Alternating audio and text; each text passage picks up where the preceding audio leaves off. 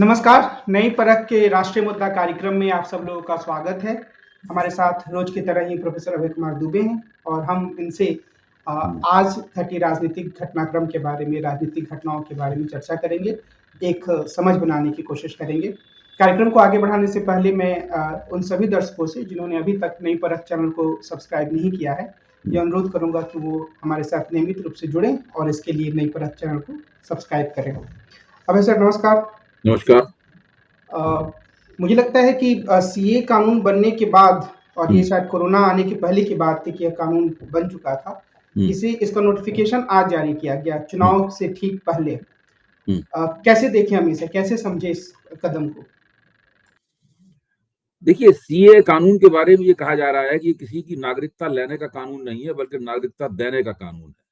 और उसके अंदर जो एक सांप्रदायिक पेच है, मतलब वो सांप्रदायिक ट्वीक है एक इसके अंदर, वो ये है कि इसके अंदर से जिनको नागरिकता दी जाने वाली है उनमें से इस्लाम के अनुयायियों को बाहर रखा गया है।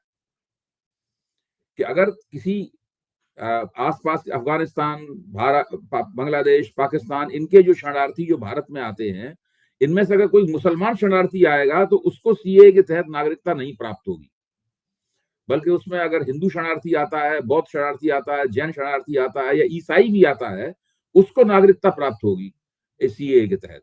अच्छा, अब सवाल इस बात का है कि ये सीए क्यों लाया गया और पिछले 4 साल में इसकी नियमावली पास होने के बाद क्यों नहीं बनाई गई, और अब क्यों लोकसभा चुनाव के ठीक पहले क्यों नियमावली फटाफट बनाकर इसकी अधिसूचना जारी की गई, इसके ऊपर गौर करने की जरूरत है। पहली बात तो यह है कि ये मुसलमानों को एक्सक्लूड करना, यानी मुसलमानों का बहिर्वेशन करने वाला कानून है। ये सभी शरणार्थियों को नागरिकता देने वाला कानून नहीं है। मुसलमानों को क्यों बाहर रख किया गया इससे, इसके पीछे तर्क क्या है? एक तर्क इसके पीछे हो सकता है, अगर हम लोग सोचें कि भाई ये अल्पसंख्यकों को नागरिकता देने का कानून है, यानी वो अल्पसंख्यक जो कि अफगानिस्तान, बांग्लादेश और पाकिस्तान, 3 जो मुस्लिम प्रधान देश हैं, वहां के अल्पसंख्यक हैं।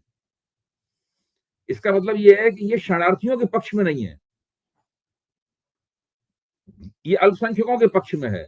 और इस पूरी प्रक्रिया से जो अल्पसंख्यक होने का पूरा विचार जो है, उसको ये कानून एक सांप्रदायिक रंग में रंग देता है। भारत में मुसलमान अल्पसंख्यक हैं, लेकिन मुस्लिम देशों से आने वाला मुसलमान शरणार्थी जो है ना, वो इस कानून के तहत लाभान्वित नहीं हो सकता है। तो ये जो एक बहुत ही देखने में पेचीदा लगने वाली जो राजनीति, जैसे कि विधायी राजनीति कह सकते हैं, मतलब लेजिस्लेटिव पॉलिटिक्स जो भारतीय जनता पार्टी ने की है, वो कुछ खास तरह की है। ये क्यों की गई, इस पर भी सोचने की जरूरत है।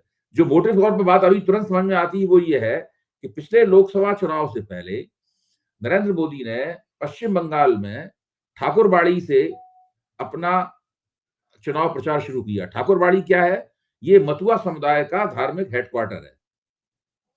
मतुआ समुदाय क्या है? ये बांग्लादेश में रहने वाले हिंदू नामशूद्र यानी दलित समुदाय है, जिनको जो वहां पर मुस्लिम जो कट्टरपंथी हैं उनके हमलों से घबराकर या उनसे त्रस्त होकर, उनसे उत्पीड़ित होकर ये लोग भाग के भारतीय सीमा में आए और यहाँ पर शरणार्थी बन गए। इनकी पूरे देश में संख्या करीबन 5 करोड़ है, लेकिन केवल बंगाल में इनकी संख्या 3 करोड़ है, इनकी आबादी 3 करोड़ है।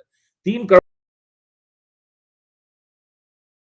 करोड़ लोग जो हैं, वो यही एक तथ्य बताता है कि उन 1.5 करोड़ लोगों को नागरिकता मिली हुई है। अगर नागरिकता नहीं मिली होती तो वो वोटर कैसे बन सकते थे? भारत में ऐसा कोई कानून नहीं है कि अगर आप भारत के नागरिक नहीं है तो आपको मतदान का अधिकार भारत में नहीं मिल सकता है। तो ऐसी स्थिति में सवाल ये उठता है कि मतुआ समुदाय को वो कौन सा आश्वासन दिया भारतीय जनता पार्टी ने कि सीए बनने से उनको फास्ट ट्रैक सिटीजनशिप मिलेगी। जो सिटीजनशिप पहले से उनके पास है वो उनको दोबारा कैसे मिल सकती है?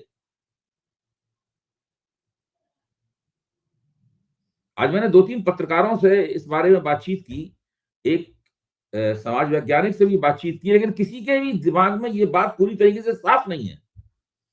इस पे 2-3 मैंने लेख भी पढ़े जो उसी वक्त लिखे गए थे जबकि ये बात सीए बनाया गया था और इसका जो बंगाल कनेक्शन है वो साफ हुआ था।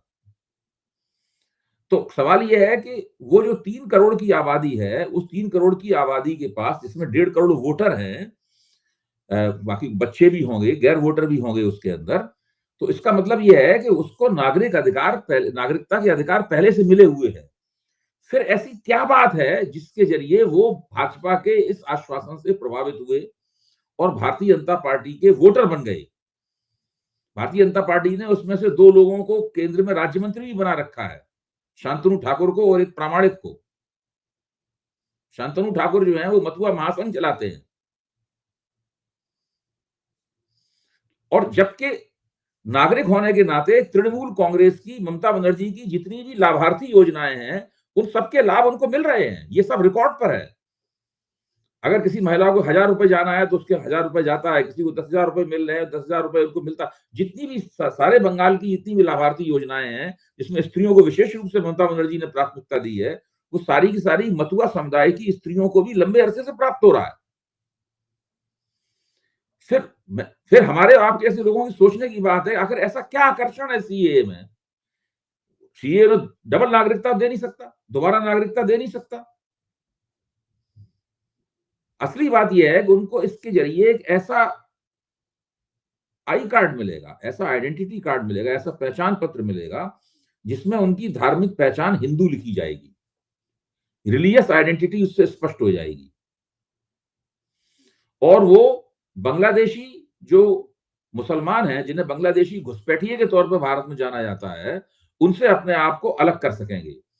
और जब भी वो बंगाल से बाहर जाएंगे, उत्तर भारत में जब नौकरी करने जाएंगे या दूसरी जगहों पर नौकरी करने जाएंगे, तब वो आइडेंटिटी कार्ड उनके पास में आएगा। ये एक तरह से जो नामशूद्र मथुआ हैं, उनके नागरिकता और आइडेंटिटी के जरिए उनके हिंदूकरण का अभियान है। ये कहा जाता है कि उनकी आत्मछवि पहले से हिंदू की है। ऐसी बात नहीं है कि उनके अंदर कोई वामपंथी आंदोलन नहीं चल रहे हैं, उनके अंदर कोई रैशनलिस्ट मूवमेंट्स नहीं चल रहे हैं, उनके अंदर अंबेडकर और फुले ऐसे दलित मूवमेंट भी नहीं चल रहे हैं उनके अंदर। वो अपने आप को एक वैष्णव सेक्ट की तरह पेश करते हैं, जो कि जात प्रथा के खिलाफ, वो जात प्रथा के खिलाफ है। वो अपने आप कहते हैं हम लोग वैष्णव हैं। जी, जैसे असम जैसे राज्य में तो इसका विरोध भी हो रहा है, इस कानून का। वो कट ऑफ डेट के कारण हो रहा है। इसमें एक कट ऑफ डेट है, उसका भूल गया हूं मैं कट ऑफ डेट कौन सी है।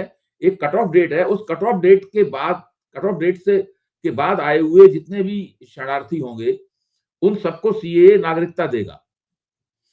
असम की स्थिति में वो कट ऑफ डेट बहुत भारतीय जनता पार्टी के बहुत सारे समर्थकों के लिए नुकसानदेह है, इसलिए उसका विरोध हो रहा है वहां। शायद इसी पसोपेश के कारण भाजपा ने पिछले 4 साल से उसकी नियमावली नहीं बनाई थी।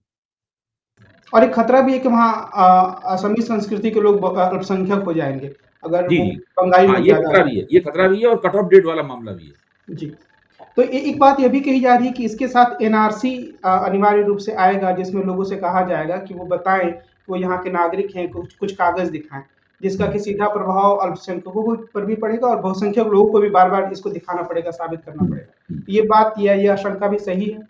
बिल्कुल सही है। सीए और एनआरसी दोनों एक दूसरे के साथ में गर्भनाल के साथ जुड़े हुए हैं। सीए के जरिए बहुत सारे लोगों को, जो कभी शरणार्थी हैं, उनको नागरिकता मिलेगी, नागरिकता के कागजात मिलेंगे, दस्तावेज मिलेंगे उससे संबंधित, और उसके जरिए वो एनआरसी के अंदर जो नेशनल सिटीजनशिप रजिस्टर होगा, उस रजिस्टर में अपना पंजीकरण करा चुकेंगे। जिनके पास वो नहीं होंगे, यानी वो मुसलमान जिन शरणार्थियों को सीए के तहत नागरिकता नहीं प्राप्त होगी, वो एनआरसी के जरिए भारत में अवांछित घोषित हो जाएंगे। वो उन पे स्थायी घुसपैठिए की मोहर लग जाएगी, उनका जीवन नारकीय बन जाएगा, वो लगातार कानून की निगाह में संदिग्ध रहेंगे, उनको घेटोस में डाल के गंदे इलाकों में धकेल दिया जाएगा, वो एक नारकीय जीवन जीने के लिए अभिशप्त हो जाएंगे। ये पूरी प्रक्रिया इस तरीके से चलेगी। और जहां तक मथुआ लोग हैं, मथुआ लोग तो आज भी एनआरसी में अपना एनआरसी के काबिल अपने आप को साबित कर सकते हैं, क्योंकि उनके पास आधार कार्ड है, उनके पास वोटर आई कार्ड है, इतना काफी है एनआरसी में नाम लिखाने के लिए। तो ये आलोचना भी तो बिल्कुल सही साबित होती है कि एक सांप्रदायिक कानून है। बिल्कुल 100%। मैं तो कह ही रहा हूं कि उसमें शरणार्थी होने की जो शरणार्थी की हैसियत है, उस शरणार्थी की हैसियत का सांप्रदायिकीकरण इसमें कर दिया गया है। इसके पीछे ये भी कारण है कि जो जो मुस्लिम प्रधान देश है भारत की सीमाओं के ऊपर, वहां पे जो मुस्लिम कट्टरपंथ है, वो गैर मुसलमानों के साथ बुरा सलूक करता है और उन्हें शरणार्थी होने की वजह से वहां से भागना पड़ता है उनको। और भागने के लिए एक ही जगह उनके पास आने के लिए है, वो भारत। उन शरणार्थियों में हिंदुओं की संख्या, हिंदुओं की संख्या सबसे ज्यादा है। बौद्ध हैं, जैन हैं, उसके अंदर कुछ थोड़े बहुत ईसाई भी है, मुट्ठी भर। तो जो नरेंद्र मोदी की सरकार ने यह फैसला किया है, क्या इसके बारे में हम यह कह सकते हैं कि ये एक तरीके से जो आने वाले चुनाव हैं, उसमें वो एक सांप्रदायिक मुद्दा या सांप्रदायिक कानून को लेकर जाना चाहते हैं? कुछ वो जैसे आपने मतुआ समुदाय की बात की, कुछ देश के दूसरे भागों में भी वो जो हिंदू उनको संदेश दे रहे हैं कि मैं मुसलमानों को टाइट कर रहा हूँ। वो संदेश तो भारतीय जनता पार्टी की तरफ से हमेशा दिया जाता रहता है। भारतीय जनता पार्टी की राजनीति में प्रभुत्व का सबसे बड़ा संदेश ये है, जिसको अंग्रेजी में कहते हैं कि उन्होंने मुसलमानों को फिक्स कर दिया है। यानी मुसलमानों को हाशिए पर लगातार धकेला जा रहा है। इस प्रकार का संदेश तो भारतीय जनता पार्टी की तरफ से हमेशा दिया ही जाता है। तो वो तो पहले से दिया जा रहा है, लेकिन बंगाल के संदर्भ में ये खास तौर से एक चुनावी हथकंडा है। तो क्या भारतीय इसका जनता पार्टी का बंगाल में चुनावी भविष्य से नजदीकी से जुड़ा हुआ है। उसका एक और कारण है कि जब 2019 के चुनाव में इन्होंने मतुआ समुदाय के वोट ले लिए और इन्होंने जो 18 सीटें जीती हैं, उसमें से 4 सीटें कम से कम ऐसी हैं जो कि मतुआ समुदाय के वोटों से ही इन्हें प्राप्त हुई हैं। 2 निर्वाचन क्षेत्रों में तो 40% से ज्यादा मतुआ वोट हैं। उन्होंने बड़े जम के भारतीय जनता पार्टी को वोट दिए। इन्होंने वायदा किया कि हम सीए लाएंगे और आपको उसके सारे लाभ प्राप्त होंगे उसके जरिए। बहरहाल ये 4 साल तक इन्होंने सीए लागू नहीं किया, तो उससे मतुआ समुदाय नाखुश हो गया। और पिछले दिनों जब पंचायत चुनाव हुआ तो फिर से वो टीएमसी में चला गया। भाजपा के वहां हस्तक्षेप से पहले टीएमसी का ही सपोर्टर था वो, फिर से टीएमसी में चला गया और इतना भाजपा से नाराज हुआ कि भाजपा पूरे एक ही पंचायत सीट जीत पाई। 49 पंचायत सीटें जो है टीएमसी ने जीत ली। 49 पंचायतें टीएमसी ने जीत ली। इससे आप अंदाजा लगा सकते हैं कि भाजपा मतुआ समुदाय का विश्वास दोबारा जीतने के लिए कितनी बेचैन है। आज ममता बनर्जी ने इस पर बयान दिया कि हम इसका विरोध करेंगे, जमकर विरोध करेंगे। तो क्या उन्हें मतुआ समुदाय का वोट नहीं चाहिए? असल में टीएमसी के लोग भी बड़े पैमाने पर मतुआ समुदाय में सक्रिय हैं। जैसे मैंने पहले कहा कि पहले वो टीएमसी के ही समर्थक हुआ करते थे। इसका मतलब ये नहीं है कि टीएमसी ने उनके बीच में भाजपा से प्रतियोगिता बंद कर दी है। उसमें टीएमसी की तरफ असल में टीएमसी में स्थानीय स्तर के नेताओं में भ्रष्टाचार का और गुंडागर्दी का बहुत जोर है। अभी एक मैं उनका नाम फिर से भूल रहा हूं, जो राशन घोटाला हुआ है, उस राशन घोटाले में टीएमसी के एक बड़े अधिकारी या मंत्री में अभी पूरी तरीके से मुझे याद नहीं आ रहा है, उनको गिरफ्तार किया गया है। वो दरअसल शाहजहां शेख तो उनके गुर्गे थे मंत्री के, शाहजहां शेख। वो की बात नहीं कर रहा हूं, मतलब वो नहीं है। ये जो शाहजहां शेख है उनका मतुआ समुदाय वाला कोई प्रकरण नहीं है। मैं एक दूसरे की बात कर रहा हूं। मैंने आज सुबह ही उनका नाम पढ़ा था, लेकिन अभी मैं उस नाम को बता नहीं पा रहा हूं आपको। वो जो ठाकुरबाड़ी है, यानी मतुआ समुदाय का जो केंद्र है, जो धार्मिक राजनीतिक केंद्र है उनका, उसके और चीफ मिनिस्टर के बीच में, मुख्यमंत्री के बीच में कड़ी का काम करते थे। अब वो घोटाले में गिरफ्तार हो गए। तो एक तरह से जो तृणमूल कांग्रेस का मतुआ समुदाय में जो हस्तक्षेप था, वो हस्तक्षेप कमजोर हो गया है। लेकिन तृणमूल कांग्रेस अपनी तरफ से पूरी कोशिश कर रही है उसको करने की। तृणमूल कांग्रेस का भी उसके बीच में आधार है, लेकिन भारतीय जनता पार्टी इस आक्रामक तरीके से सीए के जरिए उन तक पहुंच रही है, उससे तृणमूल कांग्रेस उसका मुकाबला नहीं कर पा रही है उनके बीच। तो क्या ये कहा जाए कि ये मुख्य रूप से बंगाल केंद्रित फैसला है? क्या इसका प्रभाव देश के दूसरे भागों में पड़ेगा? और दूसरे भागों में प्रभाव जरूर पड़ेगा, लेकिन बंगाल में ज्यादा प्रभाव पड़ेगा। बंगाल में इसका प्रभाव तुरंत पड़ेगा और बहुत ही काफी प्रभाव पड़ेगा। भारतीय जनता पार्टी का राजनीतिक भविष्य मतुआ समुदाय के वोटों पर टिका हुआ है। अगर मतुआ समुदाय नाराज हो गया तो भाजपा की 18 में से 4 सीटें तो वैसे ही कम हो जाएंगी। आज एक और फैसला आया, मतलब एक तो सर्वोच्च न्यायालय का फैसला आया, उसके बाद में ये प्रधानमंत्री की तरफ से घोषणा की गई कि वो लोग लागू कर रहे हैं सीए को। लेकिन जो सर्वोच्च न्यायालय का फैसला था वो इलेक्टोरल बॉन्ड से संबंधित था। उन्होंने एसबीआई से कहा कि आप 12 तारीख तक सारी सूचनाएं दीजिए और 15 तारीख तक, जैसा पहले से तय था, इलेक्शन कमीशन उसको अपनी वेबसाइट पे लगा देगा। मैं उस पूरे मामले को देख भी रहा था इंटरनेट के थ्रू, जो सीधा प्रसारण हो रहा था। मुझे तो लगा कि काफी सक्रिय होकर जो चीफ जस्टिस हैं वो काम कर रहे हैं।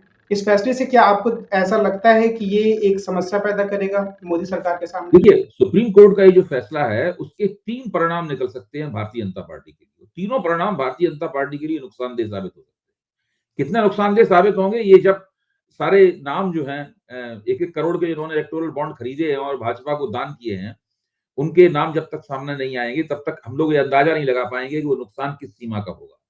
तो 3 नुकसान क्या हो सकते हैं? पहला नुकसान ये हो सकता है कि उससे उन खोखा कंपनियों की लिस्ट सामने आ जाएगी जिनके जरिए बहुत बड़े पैमाने पर काला धन सफेद किया गया है और वो काला धन सफेद होकर इलेक्टोरल बॉन्ड की शक्ल में भाजपा के खाते में गया है।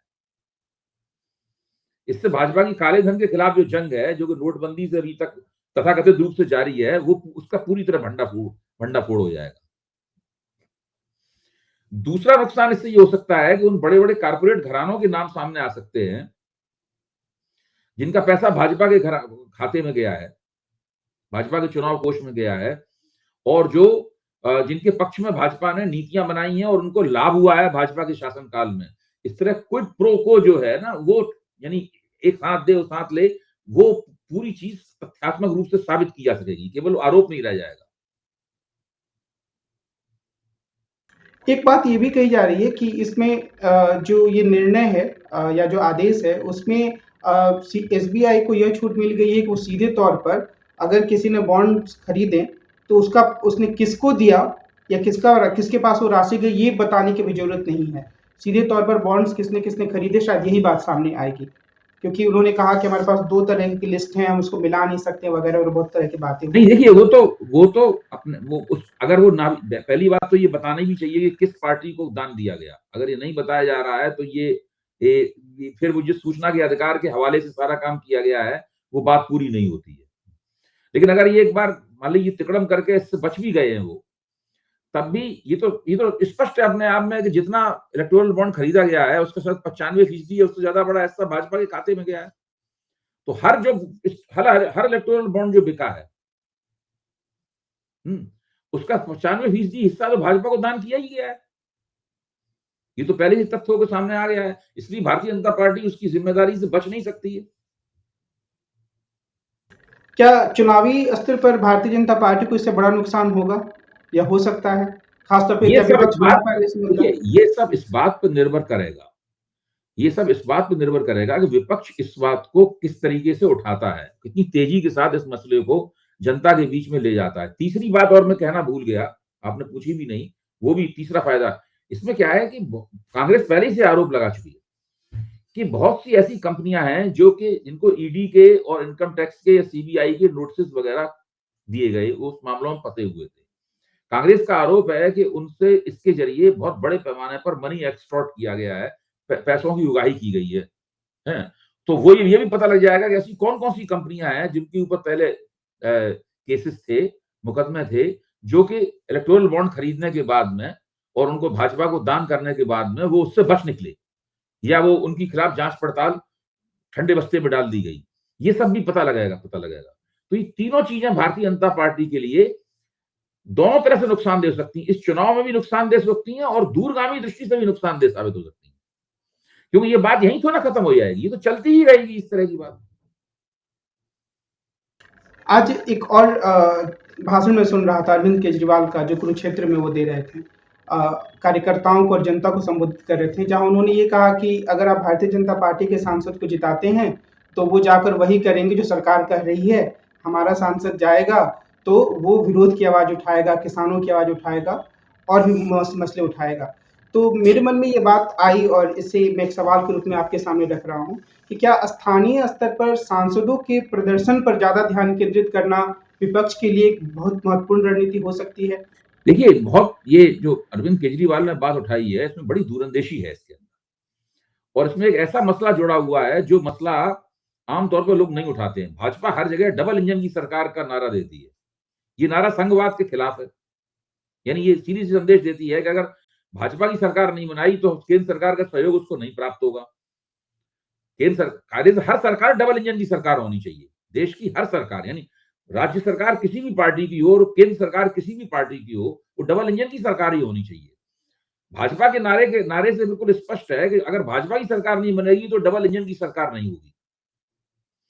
तो पहली बात तो यह है कि ये अरविंद केजरीवाल ने जो बात उठाई है, ये इस चीज को रेखांकित करती है। अगर इस बात के मर्म को समझा जाए तो लोगों को यहां पर जाकर इस बात को पकड़ना चाहिए, क्यों ये नारा जो है वो संघवाद के खिलाफ है। न केवल संघवाद के खिलाफ है बल्कि लोकतंत्र के खिलाफ है और बहुदलीय लोकतंत्र के भी खिलाफ है। ये बात इससे स्पष्ट होती है। दूसरे उम्मीदवार जो भाजपा का सांसद है, भाजपा के देश भर में सारे सांसद जो हैं बहुत बड़े पैमाने पर स्थानीय स्तर की एंटी इनकम्बेंसी के शिकार हैं। उनके खिलाफ स्थानीय स्तर पर काफी एंटी इनकम्बेंसी है। जहां जहां भाजपा को डर है कि उनके खिलाफ गठजोड़ है, वो हार सकती है, वो चेंज उम्मीदवार बदल रही है। जहां उसे डर है कि हमारे खिलाफ गठजोड़ कमजोर है, वहां उम्मीदवार नहीं बदल रही है। अब दिल्ली में क्यों एक को छोड़ के बाकी सब बदल दिए? इसलिए बदल दिए कि यहाँ पहली बार गठजोड़ बना है। अगर ये गठजोड़ नहीं बनता और भाजपा और कांग्रेस और आम आदमी पार्टी अलग अलग लड़ रही होती तो इतने ज्यादा उम्मीदवार नहीं बदले जाते। तो जो लोकल लेवल की एंटी इनकम्बेंसी है वो एक बहुत महत्वपूर्ण फैक्टर है। और ये बात इसलिए भी दिखती है, जैसे एक खबर ये है कि गिरिराज सिंह जब बेगूसराय में जा रहे थे तो उनके ही दल के लोगों ने काफी मुर्दाबाद के नारे लगाए। हमारे यहाँ से बिहार में जी छेदी पासवान एक सांसद हैं, काफी पुराने नेता हैं और पिछले 10 साल से सांसद है, शायद नरेंद्र मोदी के प्रभाव के कारण ही, पर उनका प्रदर्शन भी बिल्कुल बुरा रहा है। तो बहुत सारे नेता तो सिर्फ नरेंद्र मोदी के नाम के सहारे ही आगे बढ़ के जीत जा रहे हैं। तो ये भी हम इसे कमी मान सकते हैं अपने लोकतंत्र की कि एक बड़ा नेता है और उसकी छाया तले बाकी छोटे-छोटे नेता जीत जाते हैं, उनका प्रदर्शन मायने ये तो हर समय में होता था। इंदिरा गांधी के जमाने में जब इंदिरा गांधी की तूती बोलती थी, उनके बारे में कहा जाता था कि वो जिसको टिकट दे देती है वो जीत, वो अगर किसी बैल को टिकट दे दें तो बैल भी कांग्रेस का टिकट गले में डाल दो तो वो चुनाव जीत जाएगा। यहाँ तक कि जो सबसे बड़ा जो बहुमत आज तक का प्राप्त किया है वो राजीव गांधी ने प्राप्त किया है। तो उस वक्त तो उस चुनाव को तो एक तरह का शोक प्रस्ताव कहा जाता है। सारे देश ने एक शोक प्रस्ताव पास किया था उस चुनाव के जरिए। तो वो जिसको कांग्रेस का टिकट मिला वो जीत गए। बड़े बड़े मशहूर नेता, बड़े बड़े अच्छे सांसद और बड़े बड़े प्रतिष्ठित लोग चुनाव हार गए। तो ये सब तो होता रहता है। लहरें वगैरह जब चलती हैं तो लहरों में ये होता है। और जहां तक नरेंद्र मोदी का सवाल है, मेरा मानना यह है कि नरेंद्र मोदी के उम्मीदवारों को चुनाव में परेशान किया जा सकता है बशर्ते आप उनके खिलाफ एक अच्छा गठजोड़ बनाएं। जब आप गठजोड़ नहीं बनाते हैं उनके खिलाफ, तब फिर वो जीत जाते हैं आंख बंद कर। लोगों को लगता है कि भाई किसको वोट, ठीक है, जो वोटर है, वोटर की कई इच्छाएं होती हैं। उसमें एक इच्छा ये भी है कि स्थिर सरकार देश को प्राप्त हो। ये वोटर की एक महत्वपूर्ण इच्छा है। वोटर रोजगार चाहता है, वोटर महंगाई नहीं चाहता है, वोटर एक साफ सुथरा प्रशासन चाहता है, सफाई चाहता है, लेकिन इसके साथ साथ में वो एक स्थिर सरकार चाहता है। ये बहुत महत्वपूर्ण बात है। जो पार्टियां स्थिर सरकार नहीं देती हैं वो दूसरी बातें भले देती रही हैं, उनकी बड़ी चुनाव में दुर्गत होती है। जनता पार्टी सरकार जो 1970 में बनी थी वो हर मायने पे खरी उतरती थी। उसके जमाने में इन्फ्लेशन, मुद्रास्फीति पे भी काबू था, सब चीज ठीक थी उसके जमाने में। लेकिन वो एक स्थिर सरकार नहीं दे पा रही थी। उनमें आपस में कलह बहुत था, इतना झगड़ा था कि अपने झगड़े के कारण वो सरकार गिर गई। वो सरकार कांग्रेस नहीं गिराई थी, खुद ही गिर गई सरकार। अगर वो सरकार पूरे 5 साल चलती और लोगों को स्थिर का आश्वासन देती तो कांग्रेस का भविष्य उसी वक्त इस देश में खत्म हो जाता। और वीपी सिंह की सरकार के साथ समय भी यही हुआ, सभी के साथ हुआ। देखिए, अगर आपको 5 साल के लिए चुना गया है, आपका साल भर के अंदर ही सरकार में अगर जूतम पैजार शुरू हो जाएगा और व्यर्थ की इस तरह की झगड़े झंझट शुरू हो जाएंगे तो वोटर आपको दोबारा वोट नहीं देगा।